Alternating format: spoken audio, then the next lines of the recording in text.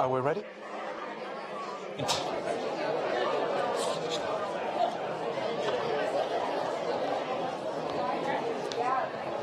Good evening.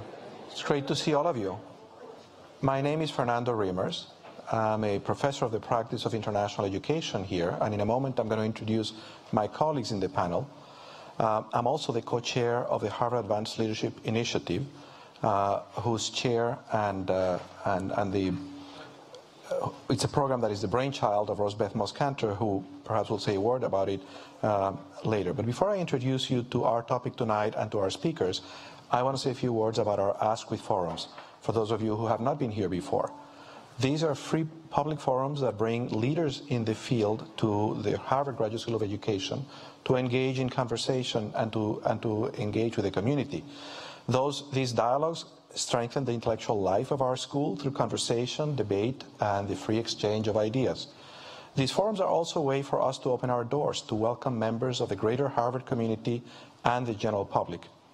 So this is the last Askwith Forum of the season, and would like to thank all who have attended and watched this forum this academic year. These are live streamed to the public, and they're also recorded. Now back to our conversation for the evening. I will frame the conversation, but before I do that, let me introduce our panel.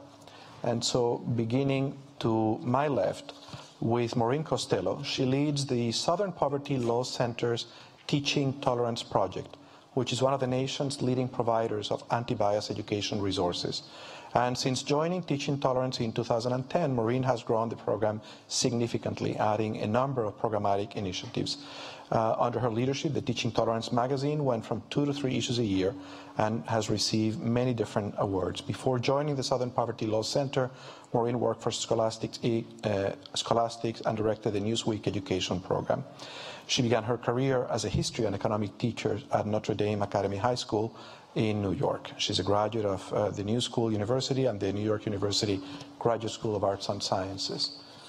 To Maureen's left is Roger Brooks, who's the president and CEO of Facing History and Ourselves, an international nonprofit educational organization that seeks a world guided by knowledge and compassion, not by bigotry or prejudice.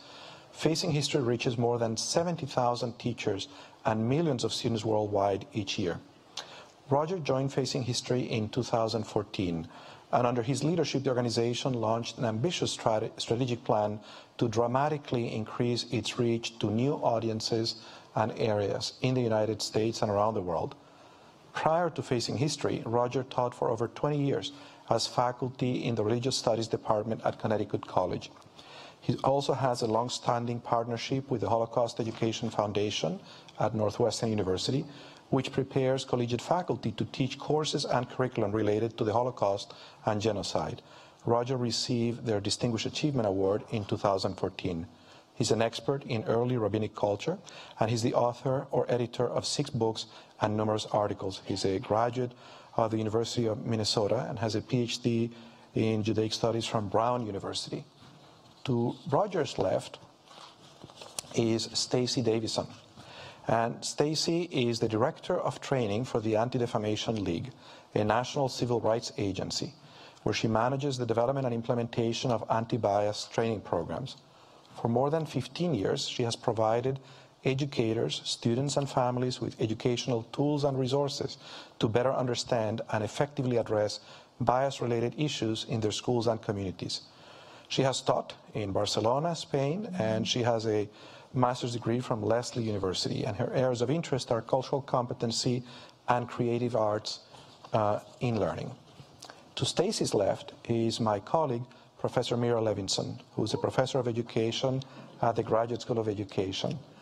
Mira is a political philosopher who writes about civic education, multiculturalism, youth empowerment, and educational ethics. Her most recent books include No Citizen Left Behind and Dilemmas of Educational Ethics. No Citizen shows how schools can help tackle a civic empowerment gap that is as shameful and anti-democratic as the academic achievement gap targeted by the No Child Left Behind. Mira was awarded a 2014 Guggenheim Fellowship to support her newest project on justice in schools. In this work, She combines philosophical analysis and school-based case studies to illuminate the complex dimensions of evaluating, achieving, and teaching justice in schools. Her doctorate in philosophy is from the University of Oxford and her BA from Yale University. And to Mira's left is Professor Rosabeth Moss Kanter, who's the Ernest Arbuckle Professor at the Harvard Business School, where she specializes in strategy, innovation, and leadership for change. Rosabeth is also the chair and director of the Harvard University Advanced Leadership Initiative, a Harvard-wide innovation she co-founded in 2008. It's a growing international model that helps successful leaders at the top of their fields apply their skills to national and global challenges in their next life stage to build a new leadership force for the world. She is also the former chief editor of the Harvard Business Review and has been repeatedly named to lists of the 50 most powerful women in the world by the Times of London and the 50 most influential business thinkers in the world by Thinkers 50. She's currently working on a book about digital disruption, organizational transformation, and the do-it-yourself entrepreneurial revolution, as well as scaling the idea of advanced leadership. And her doctorate is from the University of Michigan. So please join me in giving them a warm welcome.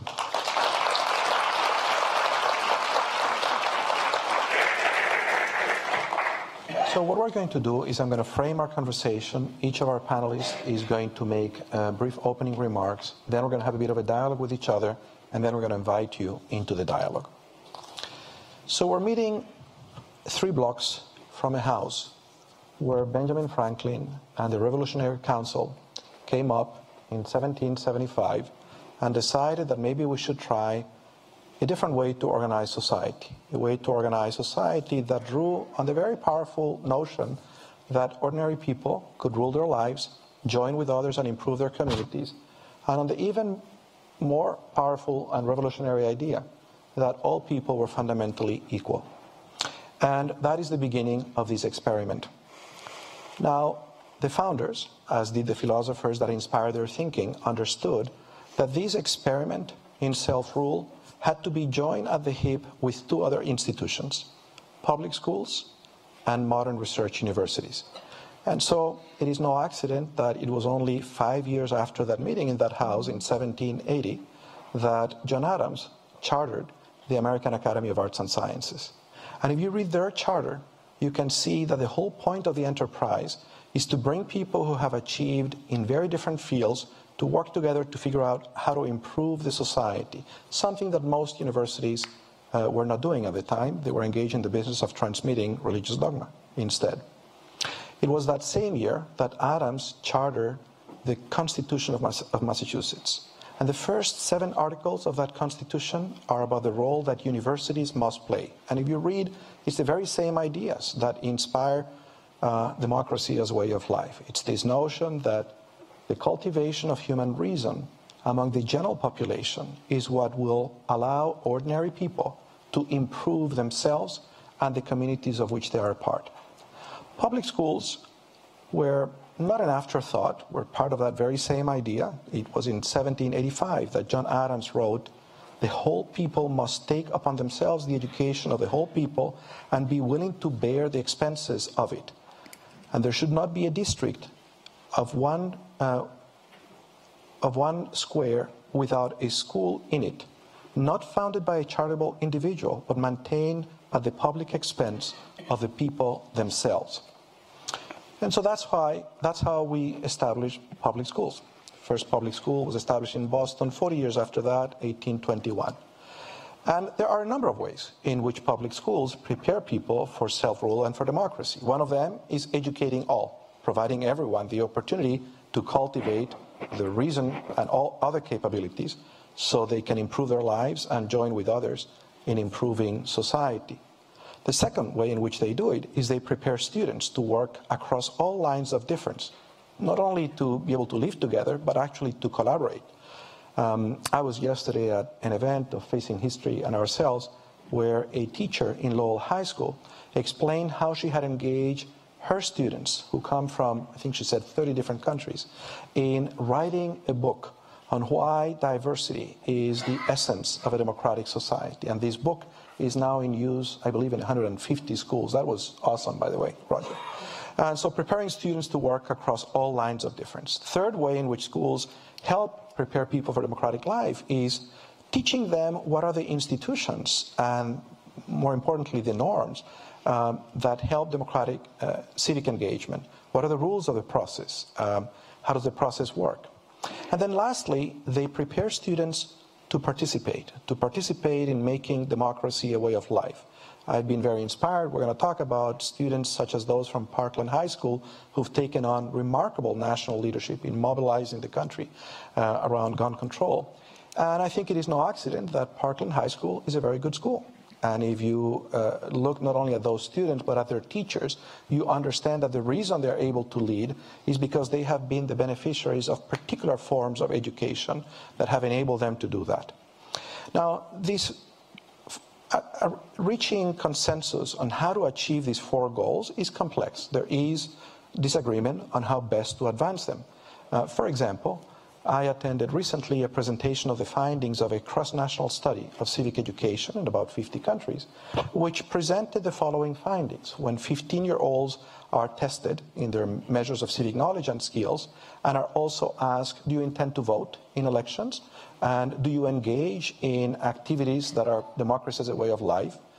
The findings surprised me. High levels of civic knowledge are positively related to intentions to vote, to intentions to participate in the formal democratic process. But they're negatively related to activism of any sort, to democracy as a way of life, which may be a commentary on how democracy, on how civic education is taught. But I think it is puzzling that you can see these two domains as separate, as distinct, as opposed to being part of a continuum of part and parcel of the same thing. Now, in spite of some of these puzzling findings, there is enough consensus on what is necessary in schools to cultivate these capacities. And there's also evidence that is much room for improvement in all of these areas.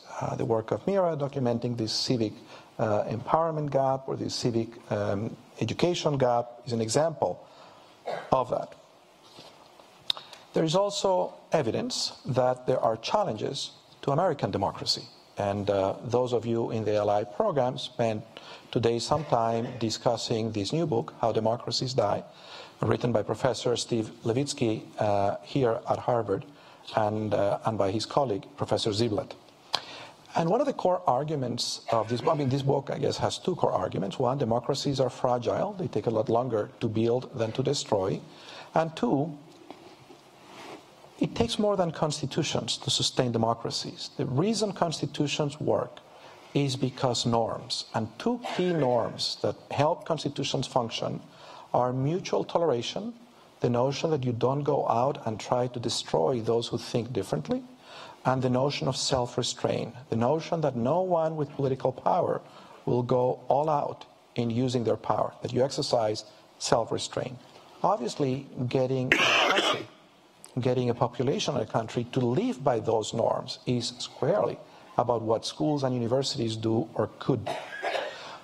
There is also evidence, and our speakers are going to talk about that there is growing hatred and bigotry, not only in American society, but around schools and educational institutions. In our public universities, for example, in the state, we have white supremacist groups organized and recruiting in the open. And so the question is, are these challenges that we see in the society and that find also expression in our schools and universities, can these challenges also be addressed in schools? Is there more that our schools could be doing at this particular time in the country to address them?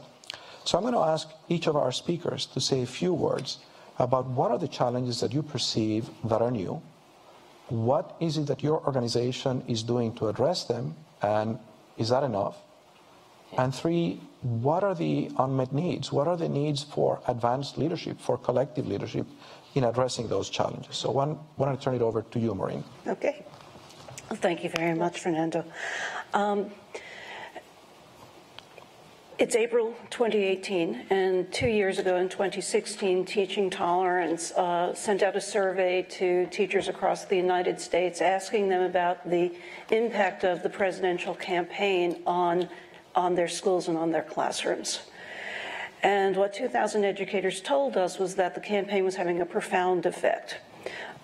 which I'll describe in a moment. We actually followed that survey up in mid-November, right after the election, with another survey of 10,000 teachers. And since then, we've been monitoring very closely what's going on in schools, particularly hate incidents. We identified 3 big changes or concerns of educators in that first survey, and frankly, the trend has not diminished.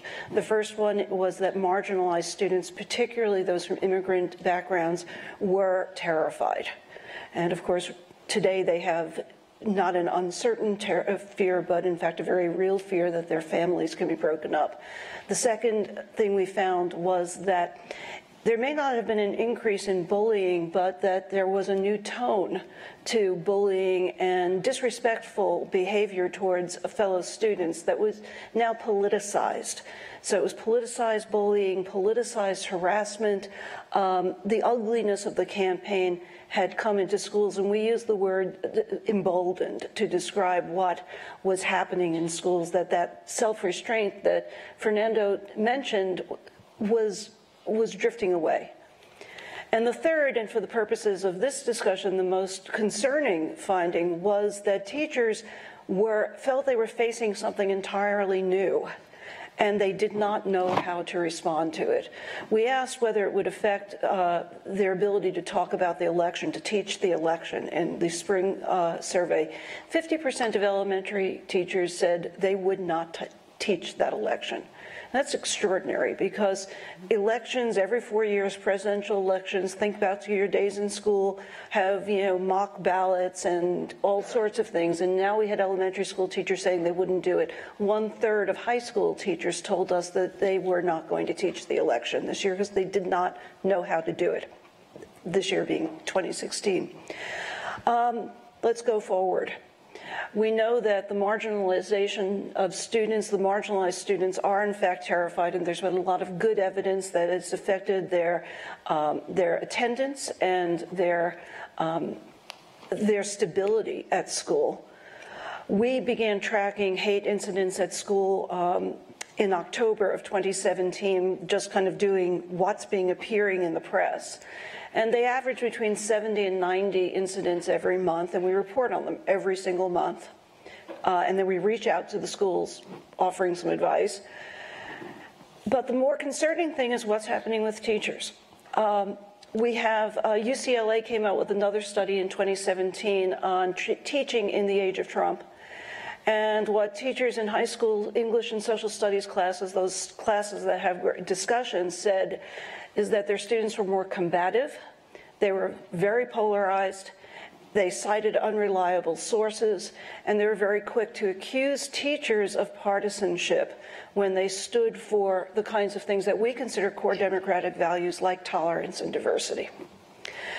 We've heard from schools, for instance, there was a school in New Hampshire that decided to celebrate Black Lives Matter by Black History Month by mounting a Black Lives Matter flag outside the school, and they were inundated by trolls and threats online and in social media and by email. And we've heard stories like that around the country. So what I consider one of the greatest problems now is the unwillingness of teachers, or the chilling effect of a hostile climate both within the classroom and in the community. The chilling effect where teachers are less and less, or they're more and more reluctant to tackle the kind of hard issues that students need to tackle. Why? Because schools, to teach those kinds of civic dispositions that we talk about, have to in fact model what civic discourse looks like, that it's not a scream fest, that it's not trying to debate and decide who has the moral high ground, because in many arguments there is no moral high ground, but that students really need to contend with each other, they need to understand different perspectives, and that eventually they have to make decisions, and that they have to come to an agreement of what are our laws going to be like, how are we going to live together. And the only way you learn that is through practice. And if we don't have a space in our schools to practice it, that is something that I am very concerned about. I'm particularly concerned about it because while the norms of democracy are one thing, and we're seeing those erode in schools because the idea of equal respect for every individual is eroding, the other is that schools are one of the last institutions standing that can do this. We have less trust in the media and in journalism. We certainly see that we have less trust in government. Certainly there's eroding trust in public schools as well, but this is the job of public schools, to create model societies where young people can practice the skills that they will need when they make decisions as adults. And I'll stop there. It's very helpful. Thank you, Maureen. Roger. Well, thank you, Fernando, and it's always a pleasure to follow Maureen because she's got everything that I was going to say. So at Facing History, we're hearing from that network of teachers we have. We're hearing three main things, and the first of them echoes Maureen. It's that there are topics right now that are taboo, that are just too hot for teachers to tackle, or they feel they're too hot, and they need help with that. So I'll say what the three issues are, then I'll suggest what we're doing. The second issue we're hearing about a lot from our teachers is that the newspaper every morning, they read it or they read it online, and they have a whole new set of things they know they have to talk about that day. So how do you do that, right? You wake up, your school is in session the week starting after Charlottesville happens. What do you do on Monday, right? So that's a second thing, the needs of the minute.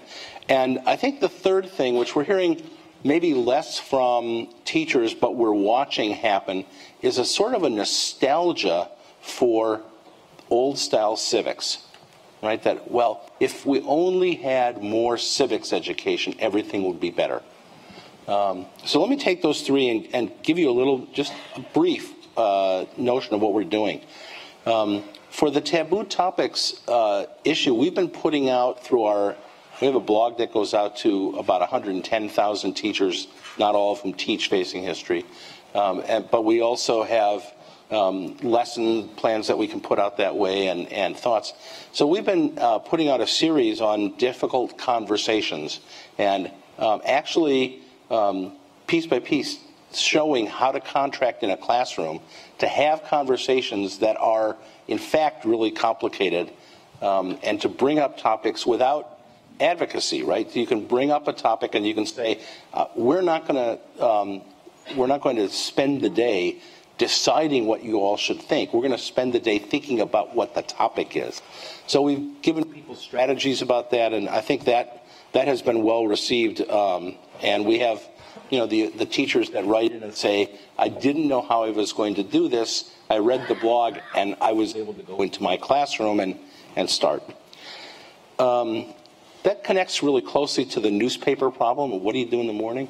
And Facing History's always been about looking back far enough in history that we can actually that there's great scholarship on the issue or the case study. So whether we're looking at Reconstruction in the U.S. South and then its failure and the beginning of Jim Crow, et cetera, or looking at Weimar Germany and then the failure of democracy there and the beginnings of the descent into the Holocaust, whatever the case study, we typically are looking back long enough that there's great scholarship. What we've found now is that the gap between current events and the events we're studying is doing this. And what's happening is whether we're writing material on Ferguson and a whole unit on news literacy, fake news is a big deal in the newspapers if you haven't been reading it. But whether it's that or whether it's using some of our earlier material that was written, for example, about monuments and memorials about the Holocaust, but that material turns out to be perfectly usable in talking about the issue of monuments and memorials in the South right now. So we're doing a lot of what I call just-in-time resources, where we're having materials out right away. After Charlottesville on Monday morning, we had some of our schools were in session already, and we had materials out for teachers Monday morning. I'll give you a piece of just how complicated the issues get with that. We had one of our program associates went out to a school and where the teacher said, I need a little help on how to do that. And was talking to the students and said, well, what do how are you thinking about this? And one young man raised a hand and said, I don't exactly know what you're talking about. So the teacher and the program associate says, well, how many of you know what happened in Charlottesville this weekend? 30% of the students knew. Wow. The rest didn't know. It's Monday morning and they haven't heard about this. So wow. we're working with a generation that is so in a bubble through their own curated social media that part of what we have to do is not just teach the teachers how to talk about these difficult matters, but also teach how to give the facts out. And then real briefly, the last one, the civics initiative. We've been working with a whole lot of groups from different universities, different colleges around a major initiative on a new civics that stresses not just literacy, how is a law made, but also real engagement, deep engagement. And I think it's that pair that has been really missing in civics that could help with where we are right now. So I'll pass on. Thank you, Roger. So the good thing about following Maureen and Roger is that they both say everything I was about to say. At the Anti-Defamation League, we're a national civil rights organization, and we are also seeing a lot of the same trends that have just been mentioned. Anecdotally, we have 25 regional offices around the country that provide training and resources for pre-K through 12 schools, and they are inundated with calls needing help for how to address some of the issues that Maureen really touched upon. I did want to just highlight some statistics that ADL recently discovered, which we do an annual audit of anti-Semitic incidents, and the numbers for 2017 were staggering. We saw a 60% increase in anti-Semitic incidents over the previous year, and a large reason for that increase was the rise in incidents in K through 12 schools, colleges, and universities. And we're seeing this across the board. This was the first year that there was an incident reported in each of the 50 states. So it is definitely a troubling trend. I recently learned a quote that I wanted to share with you, which I think is going to frame the rest of my talk here, which is that it's Robert Louis Stevenson: make the most of the best and the least of the worst. So we're hearing the worst, that students they're hearing the sound bites, they're seeing the headlines, they're reading their Twitter feeds, which are filled with hate and uncivil rhetoric. And the worst of the worst is that they are imitating this behavior. And the best part, however, is that I think the adults, the educators, and family members have a real opportunity to harness the energy and the idealism that the young people are showing us, and to really empower them and help lift up their voices as they work to re-engage in our democracy and to show leadership. So ADL, actually, we have also a team of educators that develop just-in-time materials. As Roger just mentioned, we have a current events classroom in which, within a day or two of events like Charlotte, we're giving teachers the tools that as Maureen described, they so desperately are looking for, because they're feeling paralyzed. They don't know how to have these conversations.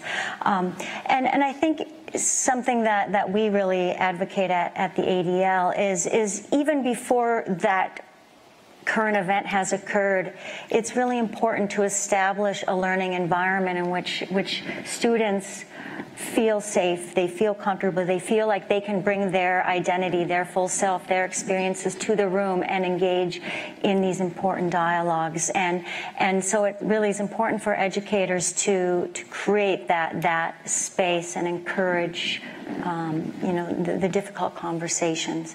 And then I think in terms of the current events, and this was also mentioned, is it's not about telling them what they should believe, but really encouraging students to think critically. So our current events classroom lessons provide reading materials that offer different perspectives, and we encourage students to think about those perspectives and see how their thoughts and experiences align or don't align with those perspectives, and to really get them to vocalize where they fall in the spectrum of opinion, so to speak.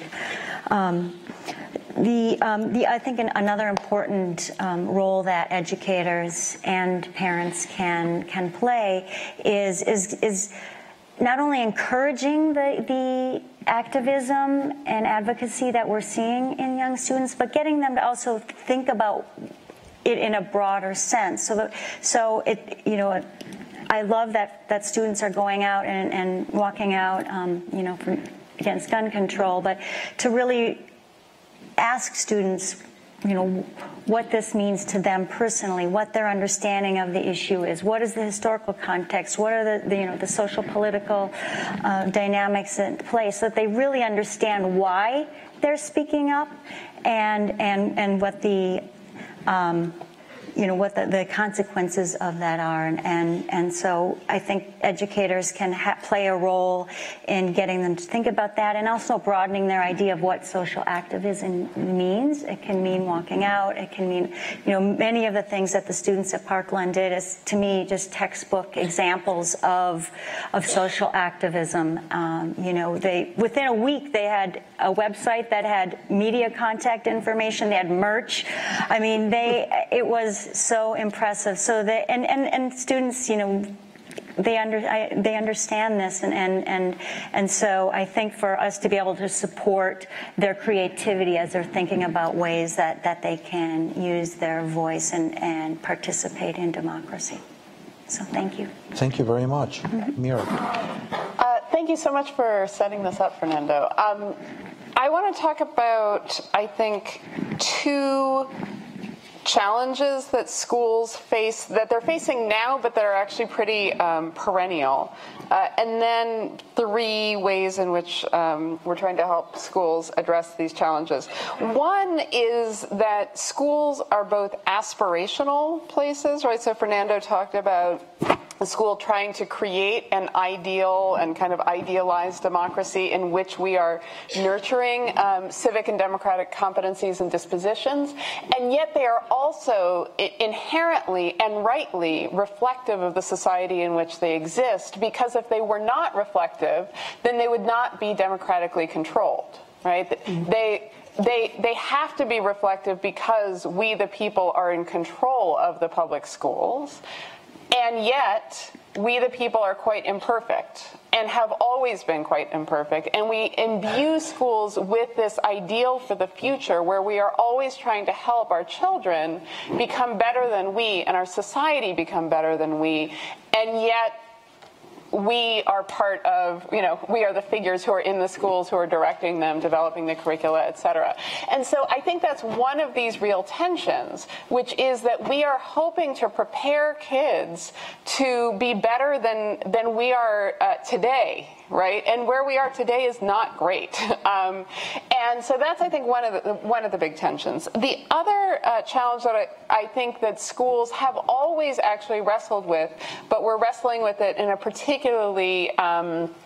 intense moment right now, is shifting in norms around especially what we collectively agree on and accept, and what we see as being partisan or ideological. So Diana Hess and Paula McAvoy write about this really beautifully in their book, The Political Classroom, where they talk about issues being in the tip. And they use the example of the Japanese internment camps, which have been in the news recently just because the Supreme Court has still not repudiated its support of them in Korematsu. But the idea that that at the time, the internment camps were perceived, at least by majority white American citizens, as being a justified response to a threat from Japan during World War II. Then for a while they were seen as legitimately controversial, and it was appropriate to have a school-based debate over whether or not they were the right response to a threat during World War II. And now they've tipped over to being a settled issue on the other side, where actually we would consider it inappropriate and horrifying for a teacher to have a debate, not historically, right? It may be that if they were trying to think from the perspective of World War II, perhaps.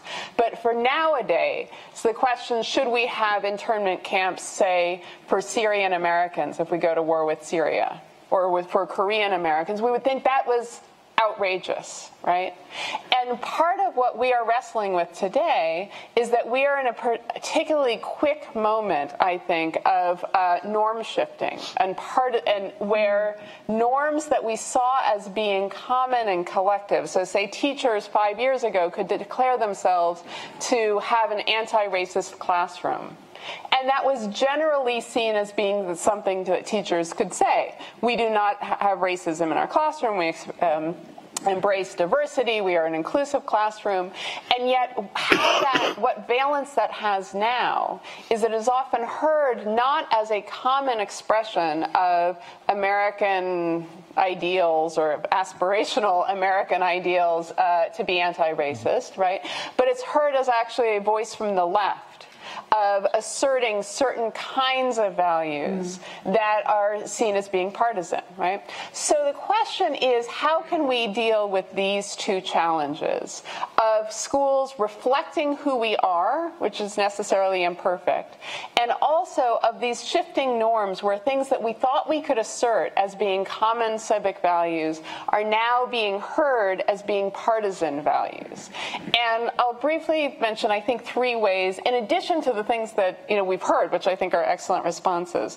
One is curricularly, in addition to what you've heard about, I think that there are resources through the National Action Civics Collaborative, through the C3 frameworks for college, career, and civic life, frameworks for state standards in history, geography, economics, and civics, and through new work coming out of Stanford University, Sam Weinberg's shop for the Stanford History Education Group, where they have been looking at how part of our challenge that we all face, not only kids, with interpreting what is real news versus fake news, is that we don't know how to source.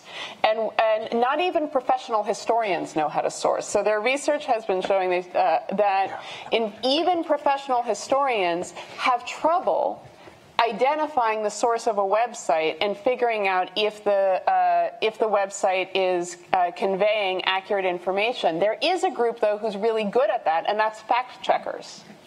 Because fact checkers actually know how to follow those through. And so I think actually as we think about also media literacy curriculum, it needs to be more than just identifying perspective taking and identifying propagandistic tools and so forth, but actually learning how to trace back information sources, especially digital media, to where they come from. Second of all, I think I'll stop with the second one. I think I've been working with students and others on creating case studies. This is actually inspired very much by Facing History. Case studies for teachers to discuss, school leaders, district leaders, school board members, parents, and students themselves to discuss around these very dilemmas of educational ethics in classrooms. So we have a case, for example, about whether or not 10th grade history teachers should have students debate transgender bathroom laws as a legitimately controversial issue. We have a case about teacher speech that explores the fact that, unfortunately, K-12 teachers don't realize this, that there is no academic freedom in teachers for K-12 teachers, and that the state actually owns their speech, and how should teachers then think about that and deal with that. We have a case that we're developing about how districts and charter management organizations and others respond to events like Charlottesville, whether they make public statements and why, and what kinds of things districts appropriately should speak out about, and what kinds of things should be seen as partisan. Because I don't think we're going to be able to solve these challenges, right? But if we can illuminate them as always being there and have conversations with one another about them, then instead of charging others with malfeasance when we think that they get it wrong, we can recognize that they may have made a mistake in where they came down on an issue, but that we are always going to have to make such charged choices, and that the being in the midst of a charged choice is unavoidable.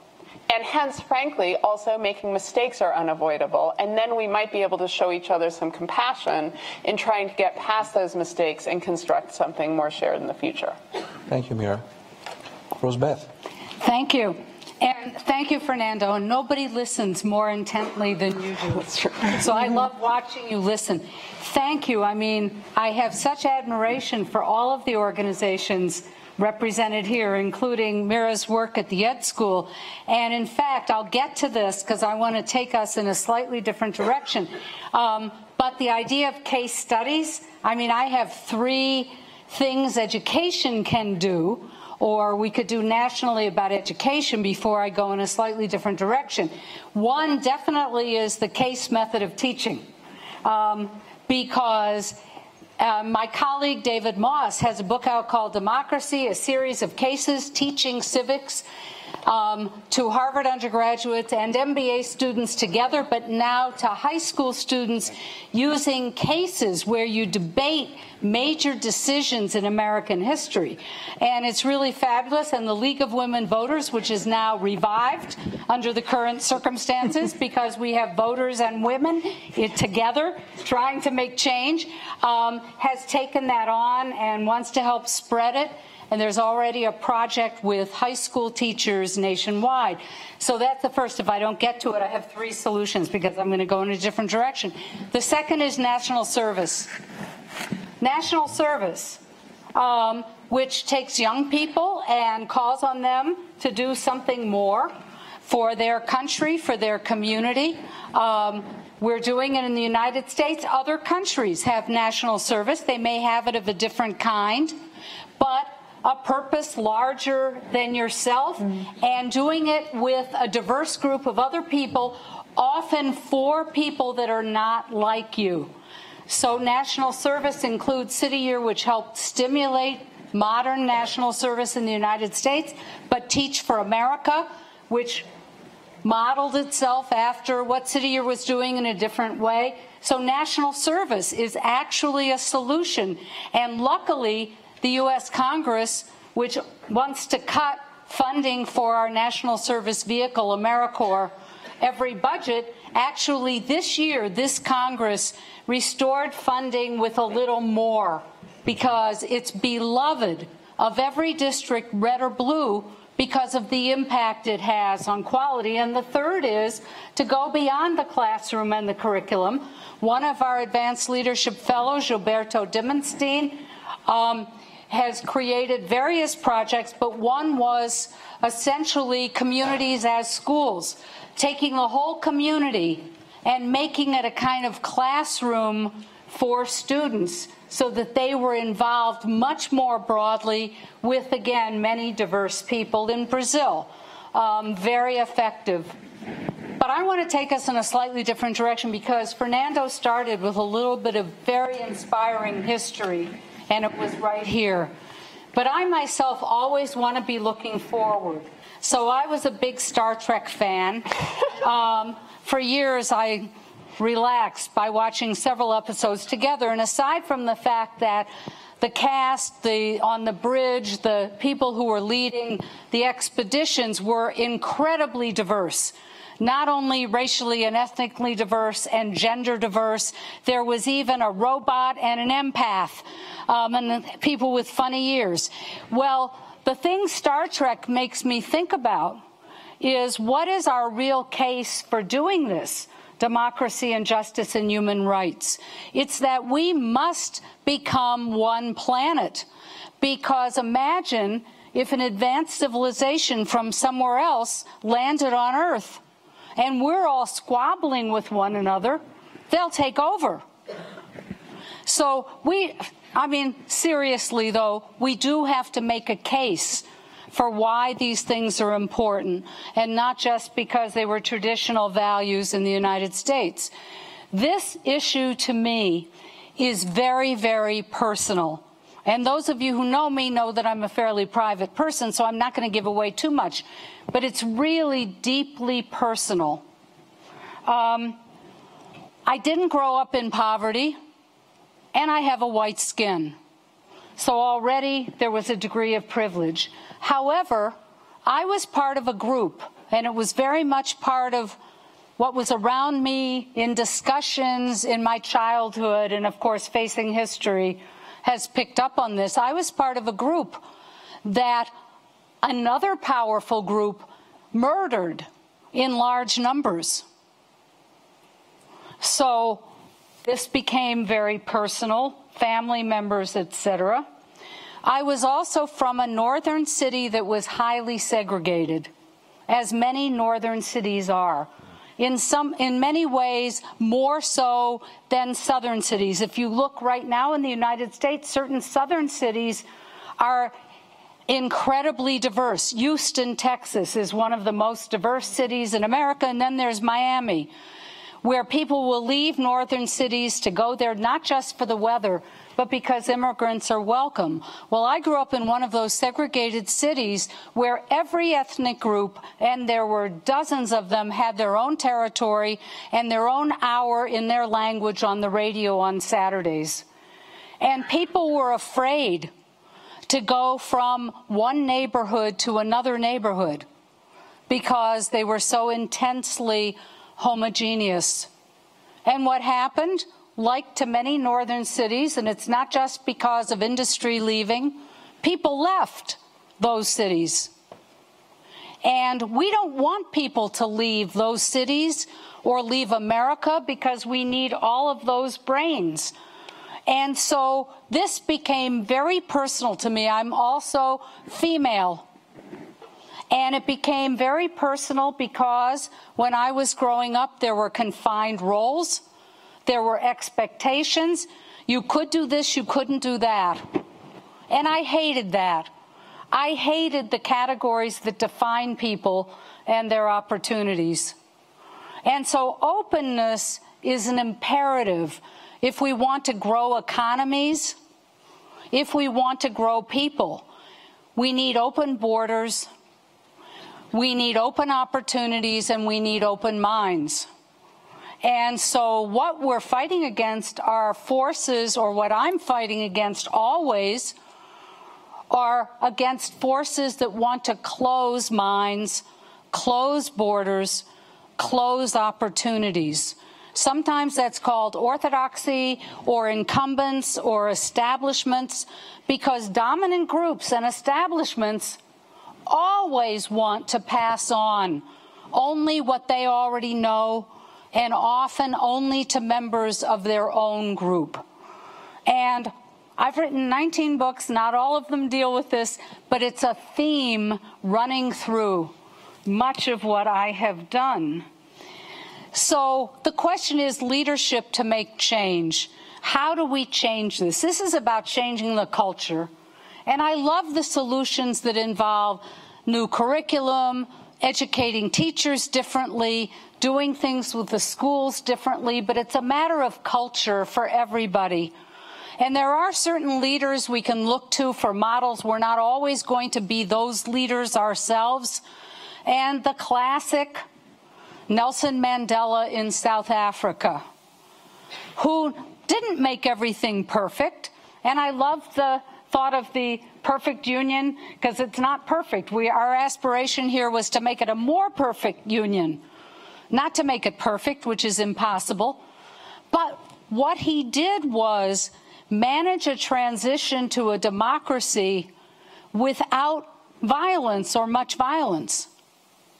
That's an amazing feat. So by deconstructing what's in that leadership, I think we can see paths forward that we can all take, whether our own particular project is going to be a curriculum or a new national service program or changing schools, or simply supporting Southern Poverty Law Center, which I've admired for a long time. I spoke in Tuscaloosa a little while ago, or Facing History or the ADL or Harvard. We'll take it. We're raising money for ALI right now. That here are the things that I think were important, and I call it the me's of leadership.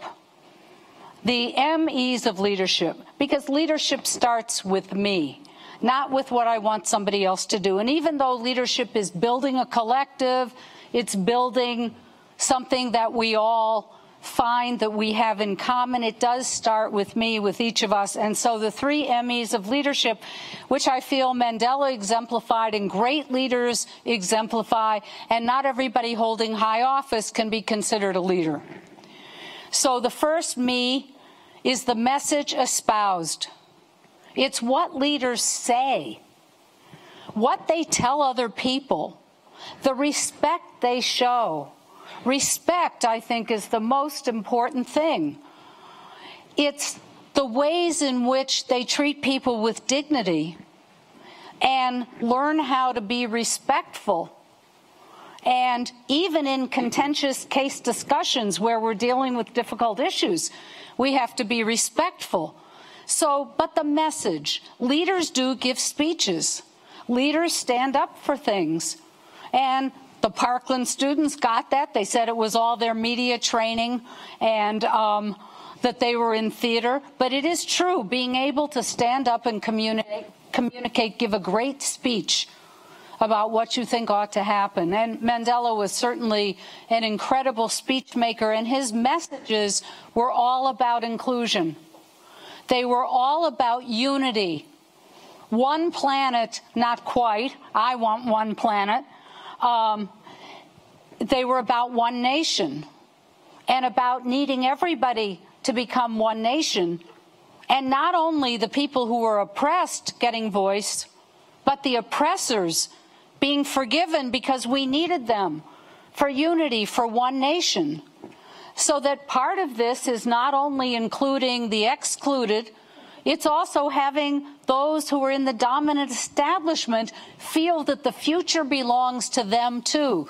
They're not going to be left out. You know, one fear dominant majorities have about all of these changes is that they're going to be left behind, that they will be irrelevant, that the tables are going to turn. And, you know, sometimes it's deserved, but I'm not a big believer in revenge. I'm a big believer in being able to say it out loud, truth and reconciliation. So that's the first me, the message espoused. That's what makes you a leader. The second ME or me is the model exemplified. It's not just what leaders say, it's what leaders do. Do leaders behave in a way that reflects their values? And we often have way too much hypocrisy, but I think we have to make heroes out of the people that stand up and model these values of unity.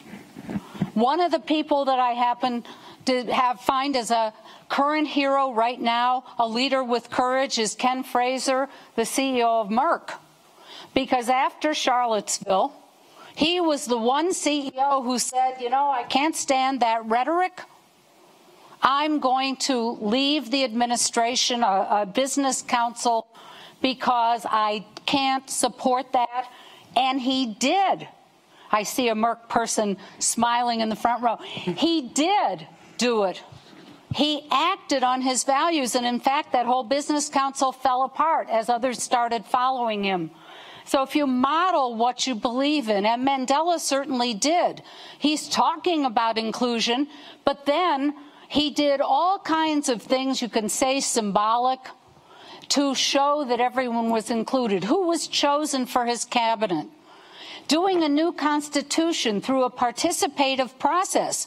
Imagine if I'm constantly telling elected officials, by the way, in every community I get to talk to, why don't you go to the high schools and mobilize the middle school and high school people to go out and think about what kind of future they want?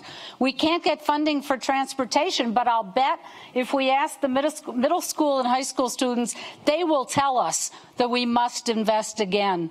So Mandela lived by the values he espoused. He even put on the uniform of the former oppressors when they won the rugby match, because that was one South Africa. The third thing that leaders do, and now I'll get to my solutions, the third ME, mechanisms established. It isn't only what we say and what we do. It's also that we actually create structures that produce change. Structures, and we were hearing about some structures, and I think curriculum changes are certainly structures that make a difference. That's why I think national service is powerful. There are other structures we could put in that begin to change the relationships between people.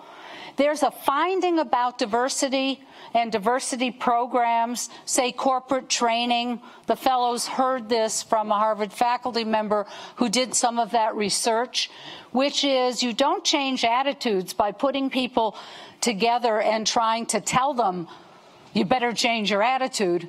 You do it because you give them a task to work on together. And if we mobilize that energy, say, that young people have, they want to be doers. They have a lot of energy. And one mayor that I know who's making incredible change in a small community outside a metropolitan area, in an all-black community, he's making incredible change in part by wanting not only lots of education, STEM and tech, but lots of activities that the kids can engage in so they're busy. Because what we forget is that there's a lot of violence in part because a lot of people have too much time on their hands. And if they're busy with a deadline and something they're doing jointly with one another. So shared tasks are important. Making communities into classrooms. I keep thinking, because I went to a public school, high school, elementary school, at a time when public schools were still good. But I hated it. It felt to me like another box. I did everything I could to not have to go to high school every day. So I joined the student newspapers because we got to go to the printer. That's when they were still printed. So I got to leave school.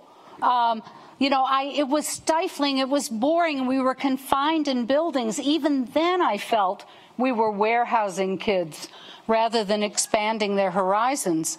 And so I love all the programs, some of which are national service programs like citizen schools, where people learn things from people who run neighborhood businesses.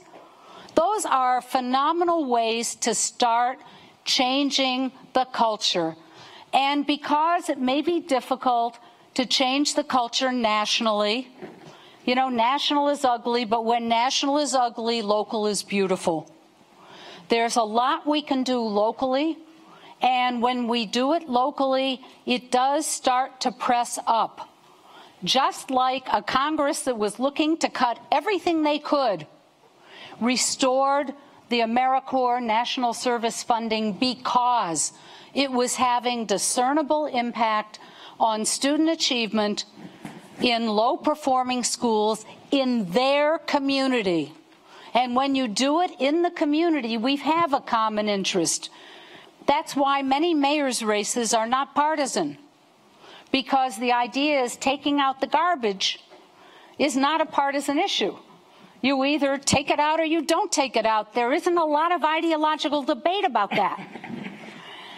So there are things we can do. There are things that leaders can do to change the culture. That's one of the goals of advanced leadership, is not only that people at later career stages transition to finding a project that they want to lead, but also that we create a sensibility that brings us closer not only to one community, one enterprise, one nation, but also to one planet. Thank you, Rosabeth. Before we open it up for your questions, we have here 7 students from Malden, and I see you sitting there, who I understand are courageous leaders who have not only identified ways in which their schools and their district ought to address some of the very barriers that we're talking about, but have done something about it.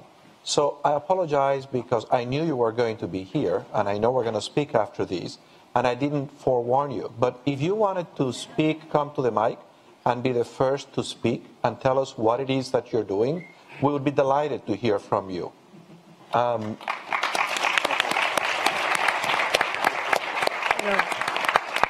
David, leave me with it.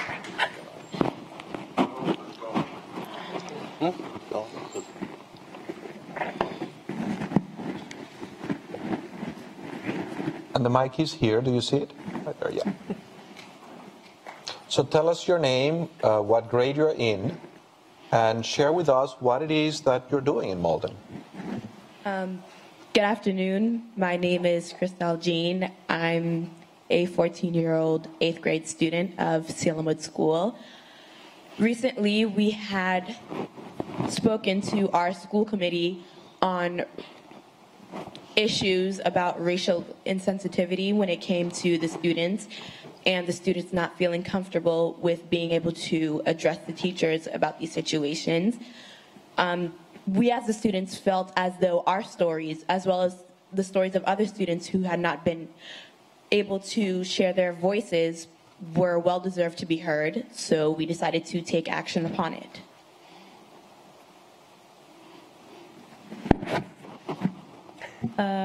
You can pull the mic out of that. Yeah. Just pull it out.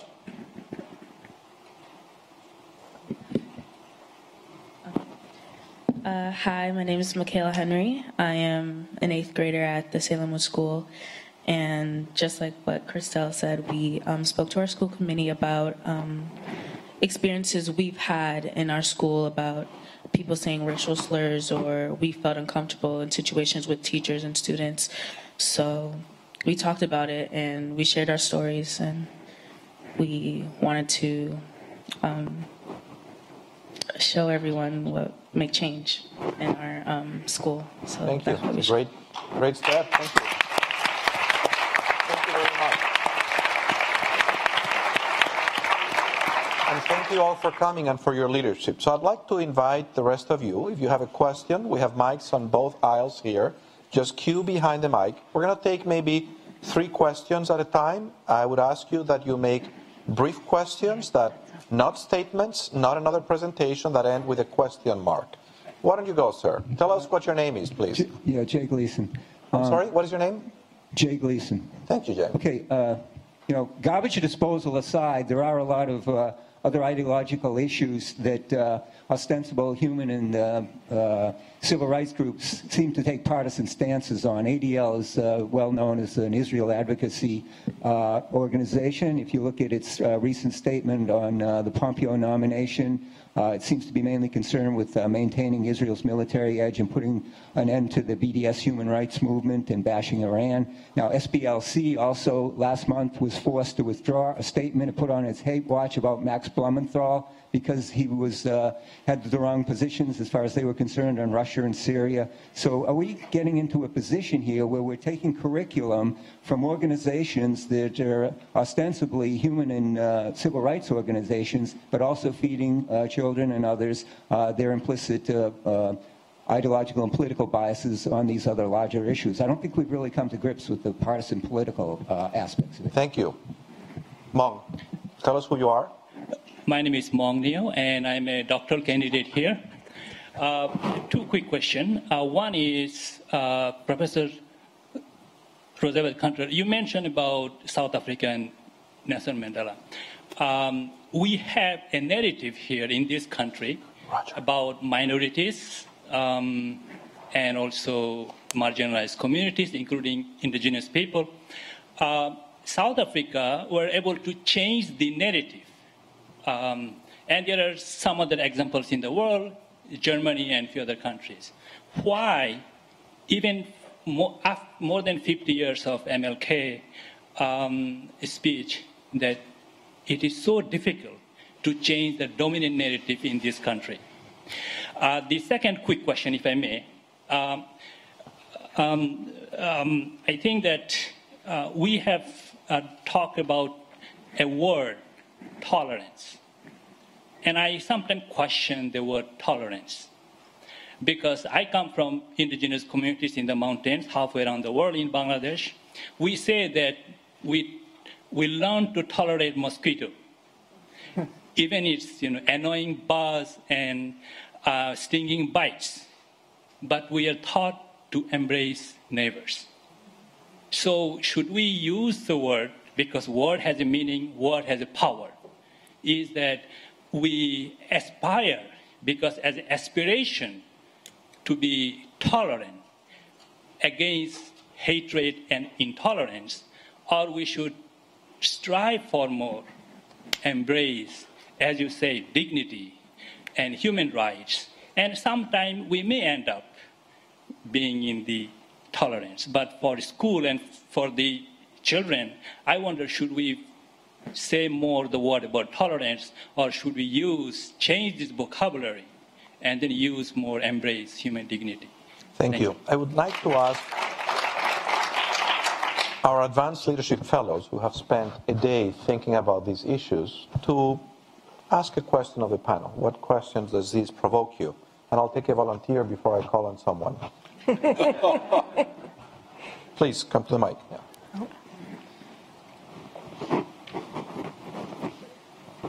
I'd like to ask a question. I spent 20 years in the United States Congress as a Democrat, representing Orange County, California, which is mostly a Republican area. And I'm a little concerned. I'm looking at something like the University of Berkeley, which is a university in my home state. And when Ann Coulter, I think it was Ann Coulter, was going to go and speak, we had this Antifa movement that came and said they were going to tear apart the place and turn cars over and put everything on fire, etc. And so her speech was canceled, or her appearance was canceled on a university. And, I don't agree with very much that Ms. Coulter says. But I still think that a university setting is a place for us to be able to hear everybody, even if I don't agree with it. So my question is, what can we do in particular to protect our universities, to allow speech, that before has been an avenue to hear differences without being undermined by something like an Antifa or anybody else who would choose to undo the ability for us to have a discourse. Thank you. And you get the last question of this round, and then we'll go back to our panelists.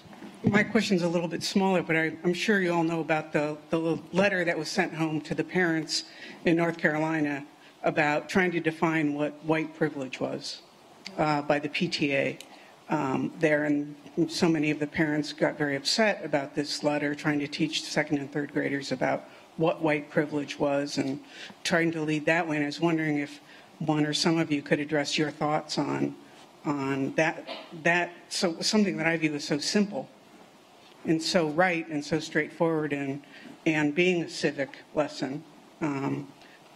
What's that all about, and what your view is on that? I would like to respond to any of what you've heard. And I'd be glad to start, but I can wait. You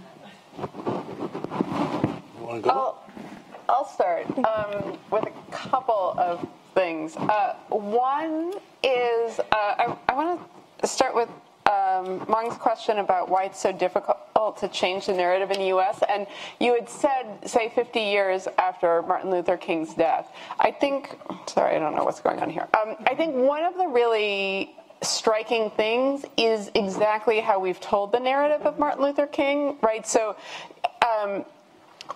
your question sort of presupposes that Martin Luther King made the changes that then we should have been able to see through, right? But this narrative of Martin Luther King essentially as this messianic figure who had to die for our sins, but who was recognized and embraced as a man who embodied and who spoke the truth and our American civic values when he was alive. That's not how he was understood at the time, right? He was reviled. He was a rabble rouser. He was truly hated by many, many people in the United States. And what he said and what he did was incredibly controversial. And so part of what I don't have the answer at all for why it is that we are still where we are. But I think, and then this actually takes us to the first question too, about sort of, again, where we see partisanship and who we're willing to see as a partner and who we mistrust as an enemy, right? When we are wrestling for the soul of a nation, which was conceived in infamy, in sin, right? This can feel like a life and death struggle, even when we all might want to get to a better place, right? And so I think that that's the reason that I think that this fight, say, at Berkeley, I think it was over Milo Yiannopoulos, and the free speech arguments that have been taking places at universities have been so passionate, is again because people feel as if we are engaged in a truly in a life and death struggle. So, for some of us personally, fear of physical attack and harm and brutality, fear of deportation, including deportation to places in which, again, we or our loved ones may also suffer physically and emotionally and socially, but then also fear for the nation, right, and fear for the world. And I'm not trying to take a moral high ground to say that my vision of where we should be is necessarily the right one or the only legitimate one, right? But we are, part of the reason that we have these pretty brutal arguments is an expression of care. We really want to get this right. We really want to save something that we value and help make us better, right? And that is a struggle that we're in the middle of, and we don't know how to complete it, right? But we do have to work together, and our children are trying to figure out how to work together. And I'm really excited about the standing up and the speaking out, right? Because it's an example also, right? What you're describing of racism, of racist taunts, not just from students, right, but from teachers, right, and feeling unable to go to your teachers, right. This is not small. This is big, and the fact that you're standing up and taking it to places of power and saying, no, my testimony matters, is huge. And yet it's also, as you know, not going to be enough, right? The testimony is part of it. But then there also have to be others who then say, okay, so this is what we're going to take on and do. And that is an ongoing struggle that I think we're engaged in. So I think that we're at a point where we are in the position that we can be midwives of a new birth for this country. We think about the birth of this country in kind of stages. There was the one, at the Declaration and the Constitution. Lincoln at Gettysburg talked about a new birth of freedom. And we are now, I think, at a grave crisis point. And that grave crisis point has a lot to do with the fact that First of all, we're undergoing a demographic change that probably no nation has undergone. And that is causing an enormous amount of status anxiety among people who were previously in the dominant group and who are seeing that their dominance is disappearing. And there was just a recent study last week, actually, that, well, there's been a number of recent studies that suggest that the last election was very much about that status anxiety, and there have been other good studies that show that diversity does not necessarily diminish trust. The key factor is whether or not there's economic sustainability. But let's get back to that new birth kind of thing. We are facing this incredibly crucial moment, and we are, as a nation that has not really confronted our history. We ended slavery, for instance, with the 13th Amendment, but we did not do a very good job of ending the white supremacy and the racism that accompanied it. This weekend, I live in Montgomery, Alabama, and right now, today, a new memorial is opening up there. It's a memorial to lynching. And a museum is opening up there that connects slavery to the era of mass incarceration. It's being led by one of the great leaders of our time, Bryan Stevenson, who began his career fighting death penalty cases and recognized that to really bring about change, we have to confront our history. We have a new project called Teaching Hard History American Slavery that it's based on the same thing. We don't do a good job confronting the way that history continues its legacy. And the talk about South Africa really resonated for me because South Africa did talk about truth and reconciliation. And that is where we have to be. This midwifing is going to be painful. But at the end, we could have a stronger, better, more diverse country that is, in fact, closer to that aspirational goal of the more perfect union. But we are all going to have to listen to those voices. And those voices are not just in Parkland and not just in Malden. They are voices, in every case where I've looked at hate in school, not every case, but in many cases, the hate was reported by students. It was students who said, this will not stand. And it's often students who have had walkouts prior to Parkland because they didn't feel like their administrations were taking it seriously. And they wanted it to be named. So I think that we are at a kind of tipping point, and we have to just help support those young voices that are seeing the world for what it is and saying, this needs to change. So, first of all, thank you both for very eloquent statements about these very challenging questions. So I do want to come back to the economic side, not surprisingly. I think economic anxiety has a lot to do with stands that people take. And ironically, this is why I have a theory of losing streaks and winning streaks, of cycles that are self-reinforcing. Because on a losing streak, things are very divisive, there's a lot of infighting, and that only makes it worse because that makes it harder to succeed. So if you start that cycle, it gets hard. That's why we need leaders to intervene and try to make something better and different. But in terms of why it's taken 50 or more years, it's taken a lot of time. I mean, one of the things Dr. King said was about the arc of history always bends toward justice. It may take a long time, but eventually we get there. I don't think we're necessarily slipping. What I think we're doing is speaking out. I think that the fact that people can say things that were buried, that they never said, doesn't mean it's getting worse. It means we're opening up a little and that we're able to hear it a bit.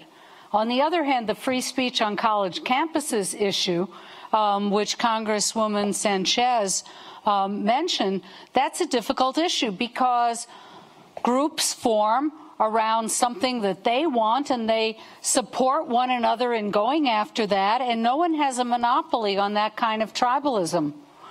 The only thing that gets us out of it, I believe, is pluralism.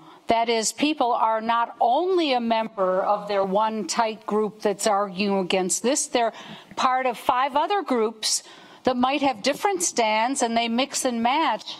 And we've lost that because we have become a little more segregated. And in our new industries, we've become less gender-friendly.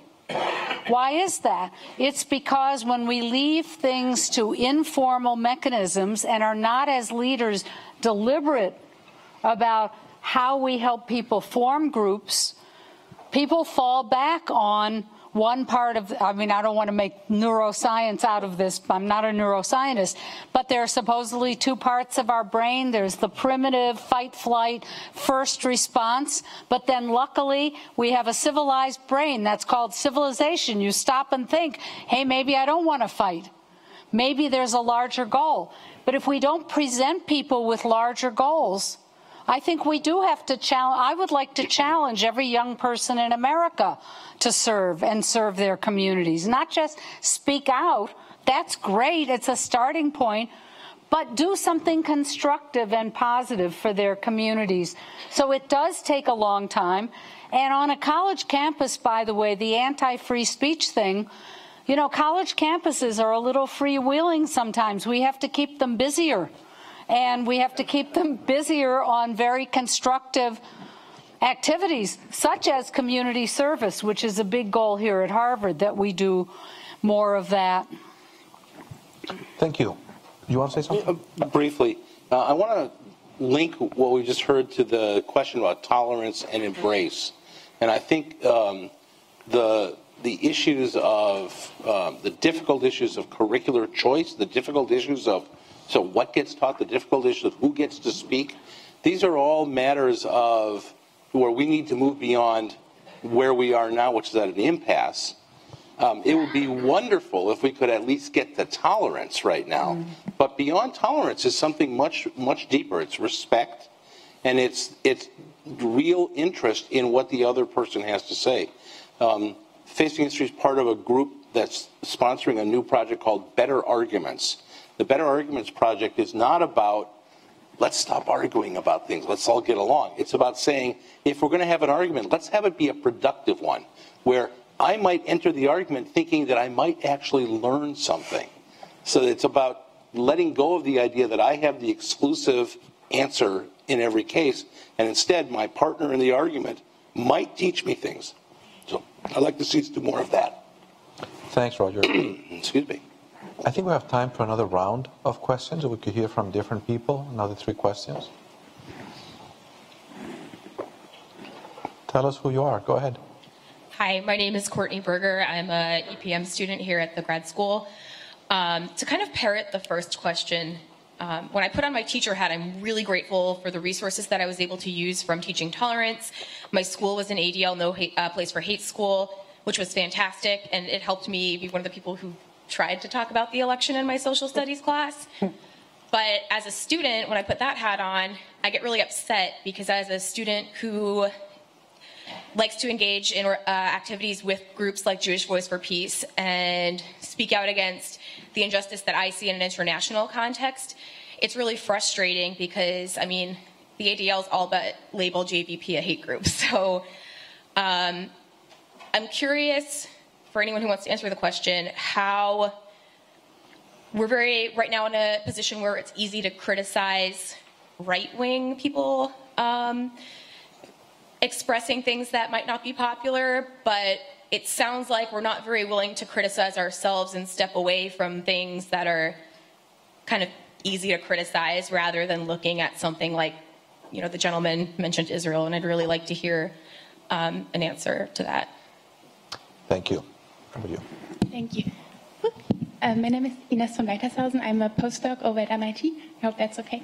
Can you get the mic so we can hear you better? Maybe I just, yeah. And my question relates to the fact that I find all of your initiatives very interesting, very inspiring. But ultimately, it seems that the students are addressed or targeted, and maybe it works, you know, in the classroom, but then they go home and they might be exposed to an environment that is very, very different. So I guess my question is, how, if at all, do you, I guess, claim to or try to involve the wider community into your efforts? Because to me, honestly, this seems to be like an issue of lifelong learning. Thank you. Thank you. Can we hear from you? You get the last question. Great. My name is Chris. I work at the Hewlett Foundation in California, and I'm in town for a professional development opportunity just across the way. I want to ask the other half of the question about capacity and supports for students and young people. You guys mentioned in your opening comments that the Stanford research showed that not only were students really bad at understanding if something was fake news, a fake website, but elite professors and teachers were just as bad. It was the fact checkers that knew. So I'm wondering what it is you can do in the positions that you're in, the materials you produce, the trainings you have, and all of us who care about education, to increase the capacity of the educators while they have these kids to be capable of really knowing themselves how to deal with issues of education, of human rights, so that they can actually support these kids in democratic understanding and grapple with it, and not expect that maybe while you care about it, the workforce won't. How would you grapple with that? Thank you. Why don't I invite each one of you to address any of the questions that were asked or ones you wish you had asked, and make that your final comment. So you each get a chance to make a final closing comment. Should we begin on that side of the panel with you, Rosabeth? You want to start? Begin with me as a final statement? I'm never finished, a work in progress. You know, obviously, I mean, the question directed to the ADL, I think, has to be answered by that. I think the community supports, the parents. That's why I want to have us think beyond the building, think outside the building, think about how we involve parents, include the community, do things for the community, and also bring communities together, because part of that economic insecurity that I talked about before is part of what started to seem to reverse progress, because people didn't want to pay taxes that they thought was going to somebody else that they didn't know, and that they had no connection with.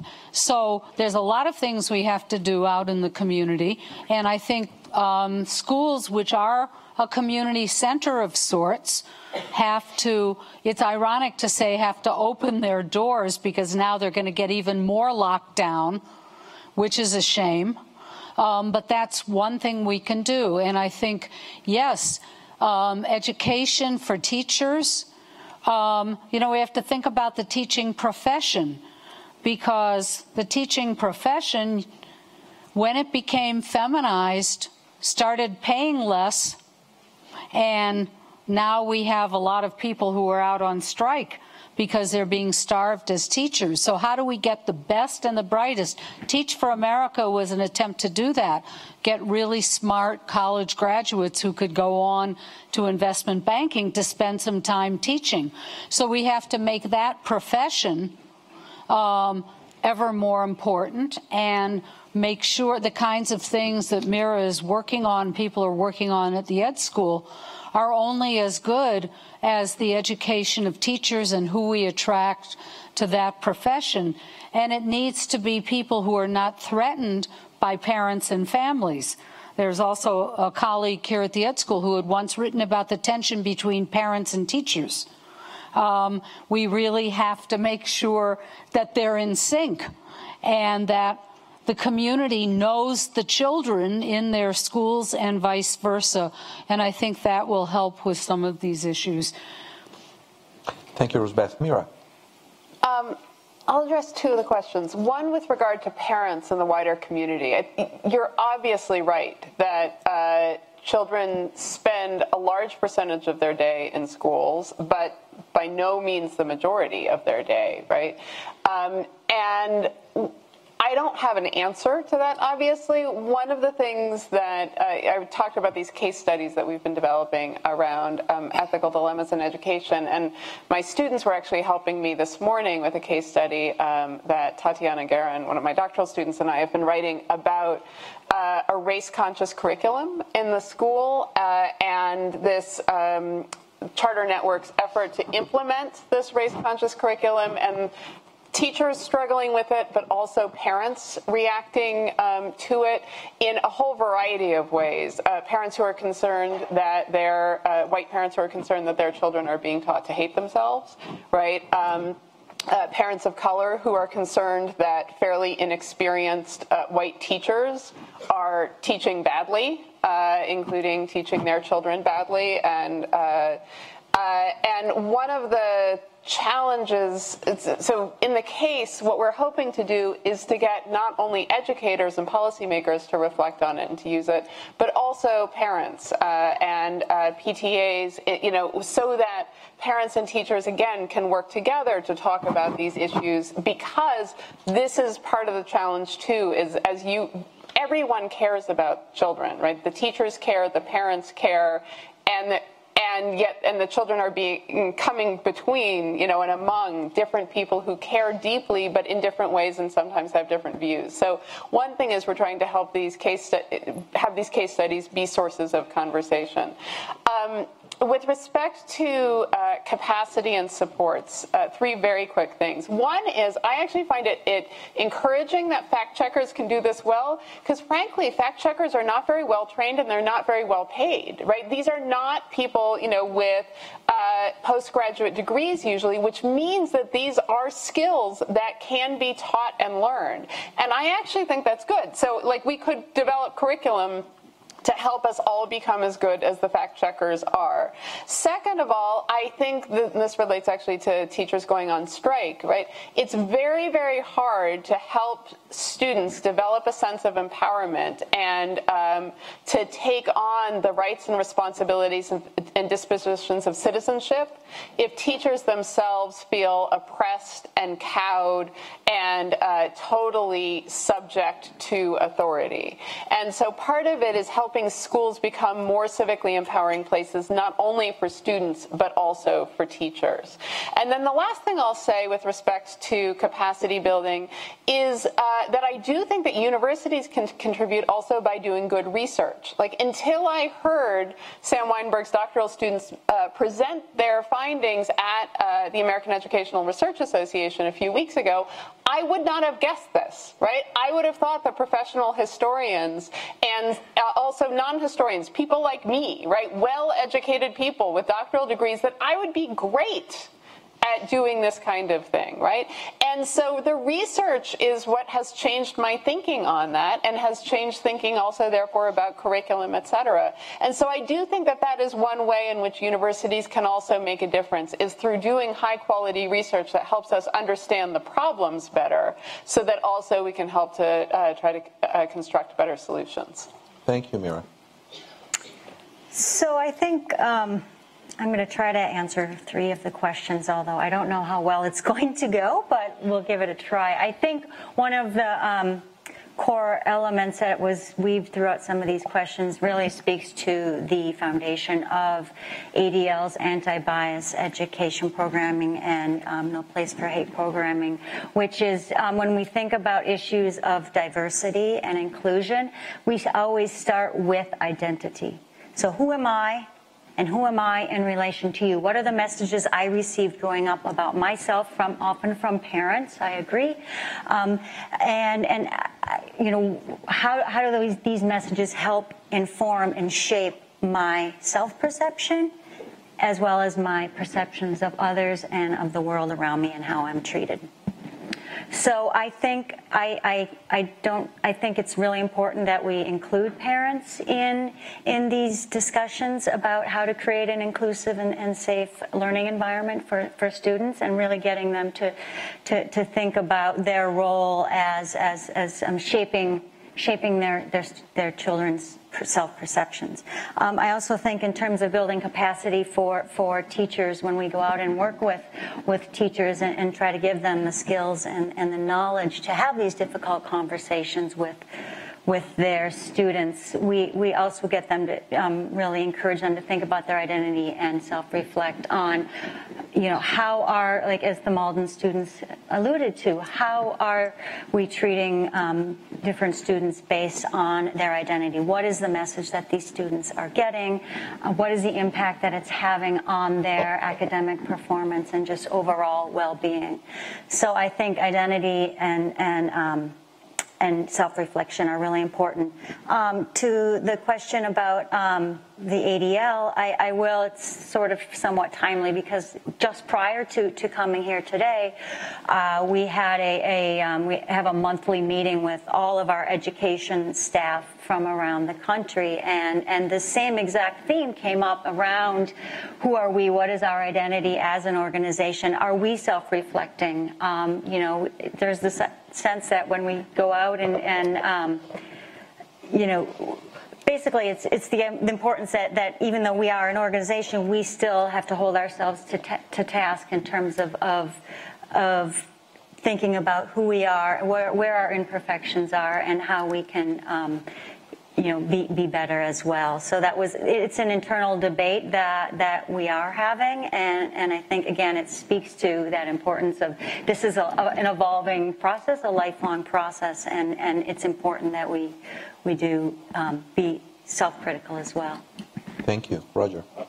I'm mindful of time, so I just want to say that I think as we develop relationships with teachers, the product at the end is students who have greater agency, who have real voice, who have critical thinking skills about history. But in fact, our work at Facing History is not with the students, it's with the teachers. And so how do we get teachers ready? Well, it's exactly this issue of having teachers think about their own agency and voice and critical thinking skills about history, having them teach what they've learned with us. Not that we're setting the curriculum, but that we're asking them to go through together the very same sets of difficult conversations that they're going to have with their students. So I think that's really how you build the capacity for teachers to teach these really difficult matters. So. I'm going to pick up on that. Charlottesville happened on August 12th, and Charlottesville schools went back into session a week later. But Charlottesville has had a very active equity project for about 10 years, and they had the capacity. They had an equity program. They had people well-versed in talking about difficult issues in every school. And literally, when Charlottesville happened, they kind of pushed the button, and they had phone calls, and they had meetings, and by 3 days after the march, they had professional development happening for teachers about how to talk about these topics. So it's possible. There are good models out there. I want to talk just about two things very briefly. That disconnect with families. I also believe that schools have to kind of bust out the walls. And we fund a lot of small projects, and some of the ones we fund are ones where families are being brought into schools and they're teaching each other about aspects of their culture, or there's one that's like sharing recipes. And that may be small, but it is a major, component of human building community. I think that, in response to whether the lessons that my project can be trusted, I would want teachers to offer those lessons to parents. I mean, I think that we would do a service if we invited families in and said, take some of the lessons, have some of the same discussions we're going to have with your students, and you're going to see that we're not threatening you. And my last comment really is about the work out of Stanford and the media issue, because I think that's incredibly important, and I think there's an essential tension that we have, and that is between trust and skepticism.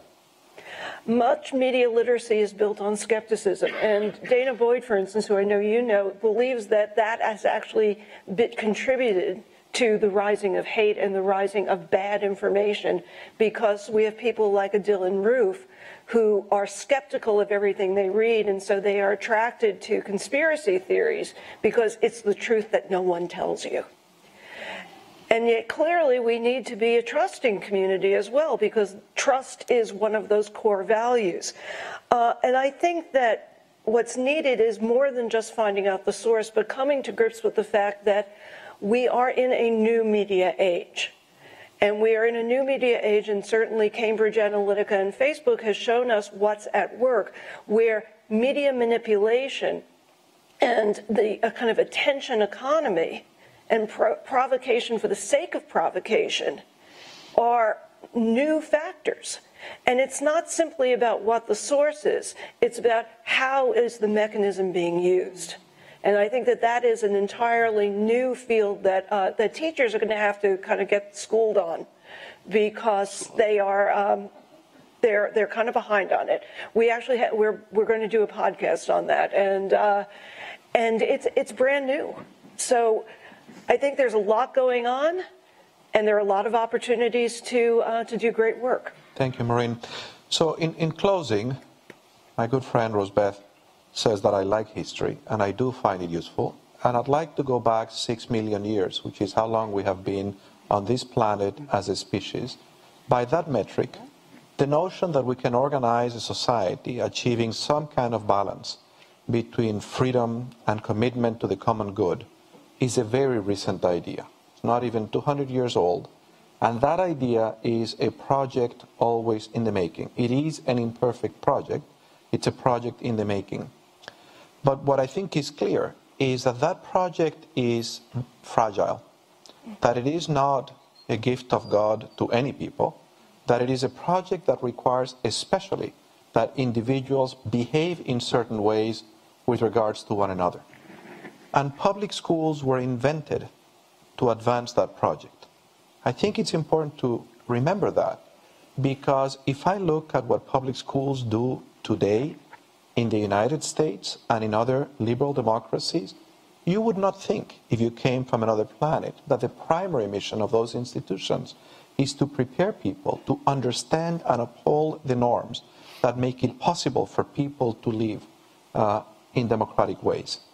And I think that that requires that we do better. It doesn't mean that schools are the only place in which we can conduct those norms, but they are an important place.